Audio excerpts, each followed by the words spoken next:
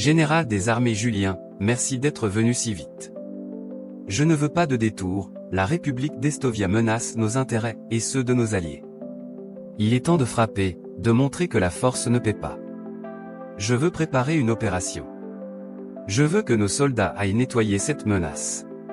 Monsieur le Président, je comprends l'urgence politique et l'indignation qui vous animent. Mais mon rôle est aussi de vous dire, sans phare, ce qui est faisable et ce qui mettra nos hommes en péril. Estovia n'est pas une puissance faible, elle dispose d'un appareil militaire moderne, profond, et surtout d'une capacité à infliger des pertes massives. Nous devons mesurer la réalité opérationnelle avant d'ordonner quoi que ce soit. Mesures, analyses, je les ai. Nos services disent que leur logistique est mise à mal, que la coalition peut obtenir un effet décisif. Parfois, Julien, la politique demande du courage. Si nous ne montrons pas notre détermination, nous laisserons un vide que d'autres combleront. Le courage d'un chef d'État, Monsieur le Président, n'est pas de précipiter des hommes dans l'abîme. C'est de préserver la nation sur le long terme. J'ai l'obligation sacrée de refuser d'envoyer des unités que je sais condamner. Nos régiments valent plus que des symboles.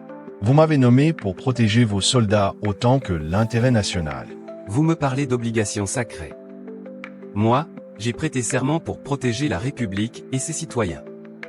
Si une opération limitée sur le sol d'Estovia peut arrêter leurs ambitions et sauver des milliers de vies à long terme, ne devrions-nous pas la conduire? La diplomatie est épuisée. Il y a une distinction entre une opération proportionnée et une offensive totale qui pourrait dégénérer. Les options que vous proposez risquent d'engendrer une escalade incontrôlable.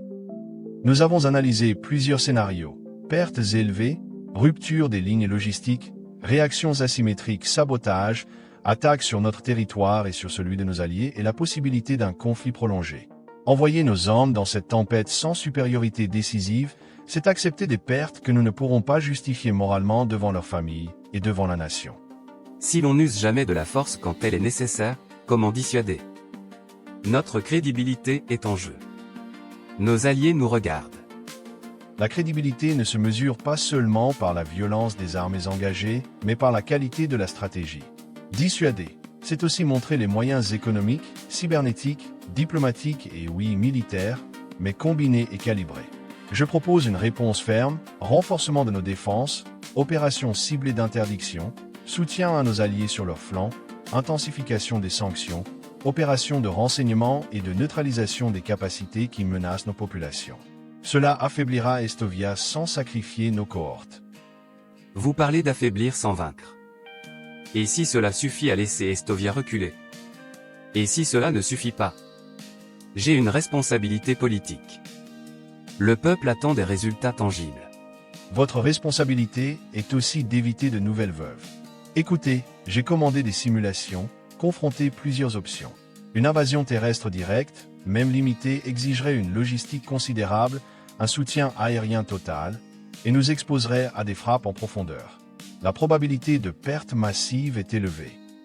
La seule alternative réaliste à une guerre totale, si la volonté politique est si forte, serait de constituer et diriger une coalition multinationalisée avec des objectifs stricts, des règles d'engagement claires et des capacités de supériorité aérienne et logistique indiscutables. Cela demanderait des mois. Nous n'avons pas aujourd'hui la garantie d'un succès qui justifierait le sang. Vous me demandez du temps.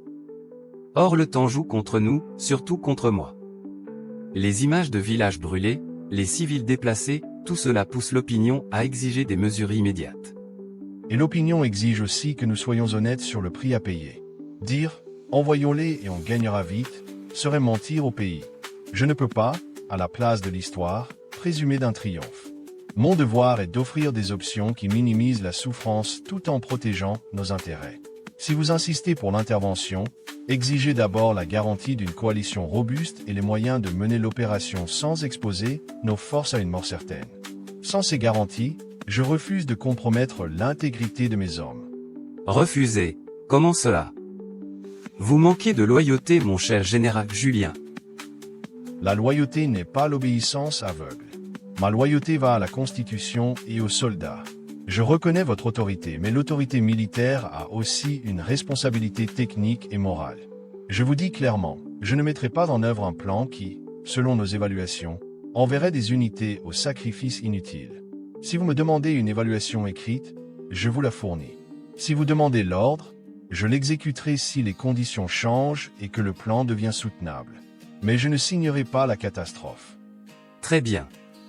Soyez franc. Donnez-moi ce que je peux présenter à l'opinion, des mesures immédiates et visibles, et une route possible vers une action plus lourde si la coalition se construit. Que puis-je annoncer ce soir? Annoncer le renforcement immédiat de notre posture défensive, déploiement de systèmes antiaériens sur nos territoires vulnérables, mise en alerte des unités de réserve, protection renforcée des infrastructures vitales. Lancer une offensive diplomatique pour forger une coalition, nous partagerons les conditions opérationnelles. Intensifions nos opérations cyber et de renseignement pour dégrader les capacités ennemies. Et engager un train humanitaire massif pour montrer que nous agissons aussi pour la paix et la protection des civils. Ce sont des mesures robustes, mesurables et qui affaibliront l'adversaire sans commander la mort de nos unités sur un coup de tête. Ce sont des pas. Mais si Estovia continue d'attaquer nos alliés, je veux une feuille de route claire. Quelles conditions déclencheront l'intervention armée que vous accepteriez de mener? Conditions claires et non émotionnelles. 1. Obtention d'une supériorité aérienne incontestable. 2. Engagement formel d'au moins 4 de nos grands alliés avec capacité complémentaire. 3. Corridor logistique sécurisé. 4.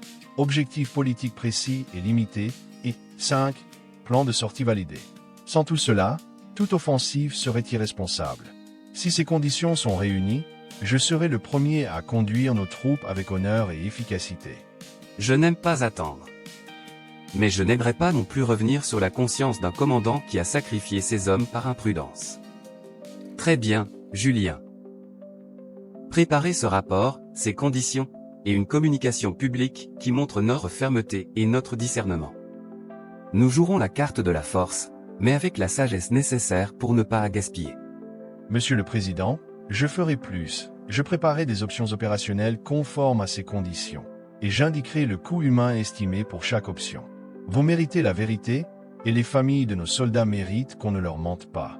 C'est ainsi que nous honorerons la République. Alors allons-y, ensemble. Faisons ce qui doit être fait, mais sans trahir ceux qu'on nous a confiés. Ensemble, Monsieur le Président, avec la clairvoyance d'un État qui sait peser l'honneur et la vie. Général, nous avons parlé avec franchise. Vous m'avez rappelé le prix du sang et le poids de chaque décision. Je respecte cette loyauté exigeante. Sachez que ma volonté de défendre la République ne vacillera pas, mais elle doit s'appuyer sur votre lucidité et votre honneur. Monsieur le Président, je vous ai donné la vérité telle que mes soldats et mes calculs la m'imposent. Mais je vous redis ma loyauté. Tant que la nation choisira la voie de la sagesse, je serai à vos côtés, prêt à exécuter l'ordre légitime. Alors avançons ensemble. Ni témérité, ni faiblesse, mais la force de la raison. Chef d'état-major de l'armée française, général Julien Martel. Pour la République. Pour la République. Mon président Aurélien Rocher.